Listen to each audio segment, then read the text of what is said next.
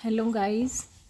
आज मैं आपको डॉक्टर अनीता डीएवी पेपर का एनालिसिस बताना चाहूँगी। मैंने ये एग्ज़ाम खुद दे के आई हूँ। आज डेट की बात करें तो मैं 12 तारीख को इस पेपर को दे के आई थी, 12 जनवरी 2026 को। और मुझे लगा कि पीजीटी कॉमर्स वाले स्टूडेंट्स के लिए थोड़ा सा एनालिसिस करना ज़्यादा ठीक रहेगा, तो मैं उसके बारे में आपको बताना चाहती हूँ। देखिए, फ़र्स्ट पेपर की बात की जाए तो फर्स्ट पेपर में हमारा जो रीजनिंग का पोर्शन था उसमें वाटर इमेज थी, क्लॉक वाले क्वेश्चन थे। वाटर इमेज की बात करें तो आपके सामने 4 फिगर दे रखी थी और इसकी वाटर इमेज क्या बनेगी तो ये पूछ रखा था। एक दे के और 4 ऑप्शन दे रखे थे।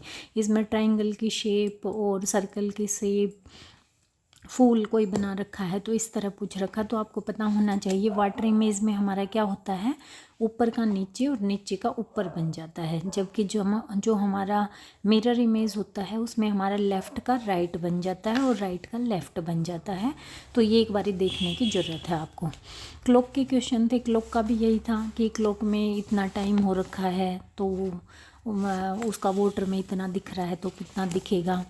लाइन, नंबर ऑफ़ स्टूडेंट्स, इसमें क्या है कि भाई कुछ बच्चे लाइन में हैं और जैसे जतिन नाम का बच्चा है तो पीछे से उसका 10th नंबर है, उसको राइट में 3 पे और भेज दिया तो बताओ टोटल रो में कितने स्टूडेंट्स होंगे। तो इस तरह के क्वेश्चंस की आपको प्रैक्टिस करनी है। एक क्वेश्चन था आपका ट्रायंगल का कि ट्रायंगल, ये क्वेश्चन हमेशा आता है रीजनिंग में कि आपको स्क्वायर में ट्रायंगल बना देंगे या एक ट्रायंगल के अंदर बहुत सारे ट्रायंगल और पूछा जाएगा नंबर्स ऑफ ट्रायंगल कितने हैं। तो ये मैंने देखा किसी पेपर में नंबर ऑफ स्क्वायर्स पूछते हैं और इस पेपर में टोटल्स ट्रायंगल पूछी गई थी। वर्ड्स और अल्फ़ाबेट रीजनिंग का ये तो सबसे फेवरेट क्वेश्चन होता है कि यदि हम किसी वर्ड को, जैसे दिल्ली को हम कोड वर्ड में ऐसा लिखते हैं, उसमें 1-2 अल्फ़ाबेट छोड़ के कुछ न्यूमेरिकल कुछ इस तरह की वैल्यू लिखी हुई थी और उसको क्या लिखेंगे, बट आसान था। यदि मैं रीजनिंग पोर्शन की बात करूं तो इजी था बट टाइम कंज्यूमिंग था। और आपके लिए सबसे इम्पोर्टेंट बात क्या है कि जो इसके लिए टाइम फिक्स है वो अपने आप से टाइम कंप्लीट होके सेकंड पेपर खुल जाता है, अपने आप सबमिट हो जाता है। तो स्टूडेंट्स का ये फर्स्ट वाला जो पेपर है वो 15 क्वेश्चन कंप्लीट ही नहीं होते। तो इसलिए जो बच्चे अभी नए जा रहे हैं, जिनके पास अभी 2 दिन का है टाइम, तो वो अपना ध्यान रखें कि फ़र्स्ट पेपर में आपको टाइम मैनेजमेंट करनी है कि आपके 15 के 15 क्वेश्चन अटैम्प्ट हो जाएं और स्पीडली हों। तो ये मेरा रीजनिंग के लिए एनालिसिस की बात करूं तो मैं पेपर आसान था बट टाइम कंज्यूमिंग था। और रीजनिंग में आपको ये वाटर इमेज और ये लाइन में कौन सा नंबर होगा, टोटल स्टूडेंट कितने होंगे, लेफ़्ट से राइट में कौन सा होगा। और एक और क्वेश्चन था कि ABCDEF जी, मतलब 7-8 हैं और ये लाइन में खड़े हैं तो उसके दाएं और कौन सा है, बाएं और कौन सा है, इस तरह के भी क्वेश्चंस थे। तो इन सभी की आप प्रैक्टिस करें।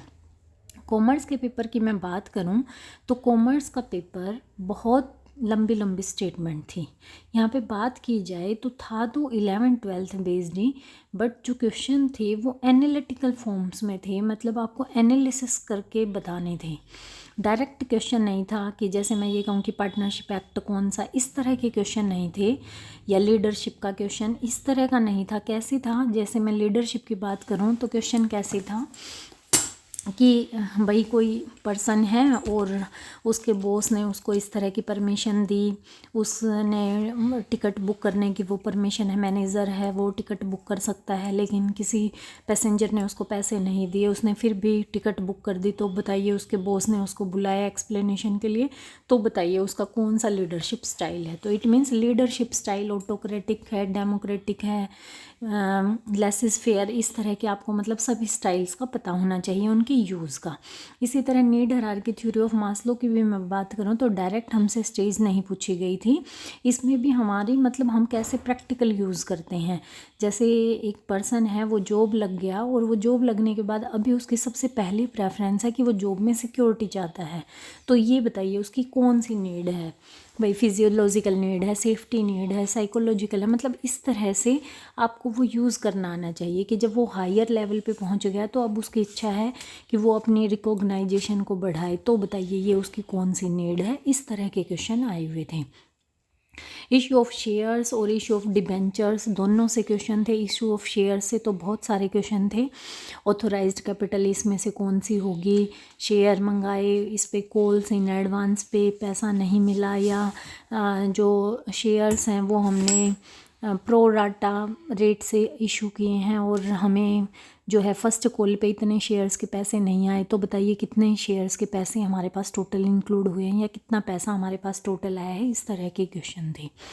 पार्टनरशिप की बात करें तो पार्टनरशिप में प्रॉफिट अप्रोप्रिएशन में से भी था क्वेश्चन कि ड्राइंग इतनी है, इंटरेस्ट ऑन कैपिटल इतना, और यदि उनका सब कुछ प्लस माइनस करने के बाद प्रॉफिट इतना हो तो बताइए स्टार्टिंग में प्रॉफिट कितना था। तो इस तरह के क्वेश्चन हमारे पास थे। मार्केटिंग की बात करें तो मार्केटिंग में प्रोडक्ट से रिलेवेंट क्वेश्चन थे। और फाइनेंशियल मेथड की बात करें तो ये भी मतलब सारे क्वेश्चन स्क्रीन पे बहुत लंबी लंबी बड़ी बड़ी स्टेटमेंट दे रखी थी, डायरेक्ट क्वेश्चन कोई भी नहीं था। असर्शन और रीजन के बहुत सारे क्वेश्चन थे।